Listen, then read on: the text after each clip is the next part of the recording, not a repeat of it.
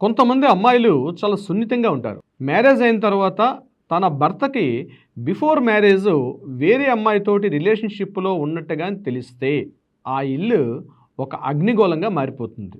ఇంట్లో భూకంపాలొచ్చే విధంగా ఉంటాయి. అమ్మాయి తన భర్త తనకు మాత్రమే సొంతం అనుకుంటుంది. తన భర్త అంతకుముందు వేరే అమ్మాయితో రిలేషన్‌షిప్‌లో కలిగి ఉండి, వేరే అమ్మాయితో గాని కాస్త శారీరక సంబంధాన్ని కలిగి ఉన్నట్లు గాని తెలిస్తే, ఆ భార్య తట్టుకునే పరిస్థితి కాదు. ఇటువంటి సందర్భాల్లో ఆ భార్య డివోర్స్‌కి అప్లై చేయొచ్చా? అట్లాంటి సందర్భాల్లో డివోర్స్‌కి అప్లై చేస్తే డివోర్స్ వస్తుందా? ఇది చాలా మందిలో వచ్చే ప్రశ్న. ఇది కేవలం అమ్మాయిలకే కాదండోయ్!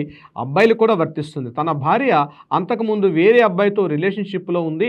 ఆ వేరే అబ్బాయితో రిలేషన్‌షిప్‌లో ఉన్నటువంటి సంఘటనలు గాని, ఆ ప్రూఫ్స్ గాని తెలిసిన తర్వాత వాళ్ళ మధ్య దాంపత్యం, వాళ్ళ మధ్య రిలేషన్‌షిప్ అన్నది హస్బెండ్ వైఫ్ రిలేషన్‌షిప్ ఏదైతే ఉందో అంత స్మూత్‌గా ఉండే అవకాశం చాలా తక్కువ.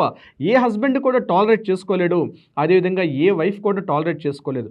బిఫోర్ నాకన్నా ముందు నా పార్ట్నర్ ఎవరైతే ఉన్నారో అతను వేరే వ్యక్తులతోటి రిలేషన్‌షిప్‌లో ఉన్నట్టుగా అని తెలిస్తే వాళ్ళిద్దరూ రిలేషన్‌షిప్ అంత స్మూత్‌గా ఉండదు. అటువంటి సందర్భాల్లో దాన్ని గ్రౌండ్ రియాలిటీగా చూపిస్తూ కోర్టుకి అప్లై చేస్తే డివోర్స్ వస్తుందా? డివోర్స్‌కి అప్లై చేయొచ్చా? అంటే గుర్తుపెట్టుకోండి, డివోర్స్ అప్లై చేసేది ఎప్పుడు కూడా ఆఫ్టర్ మ్యారేజ్‌లో జరిగిన సంఘటనలు మాత్రమే పరిగణలోకి తీసుకుంటాం. ఇది is very very important point. After marriage తర్వాత హస్బెండ్ వైఫ్ మీద గాని, వైఫ్ హస్బెండ్ మీద గాని ఉన్నటువంటి బిహేవియర్‌ని మాత్రమే కన్సిడర్ చేసి ఆ గ్రౌండ్ రియాలిటీ మీద డివోర్స్ ఇచ్చే ప్రయత్నం చేస్తారు. కానీ ఇప్పుడు ఈ పాయింట్ ఎలా ఉంది?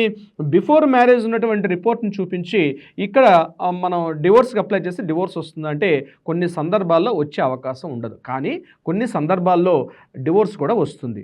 ఏ ఏ సందర్భాల్లో డివోర్స్ వస్తుంది? ఒక 4 పాయింట్స్‌లో చెప్తాను. ఆ పాయింట్స్ నోట్ చేసుకోండి.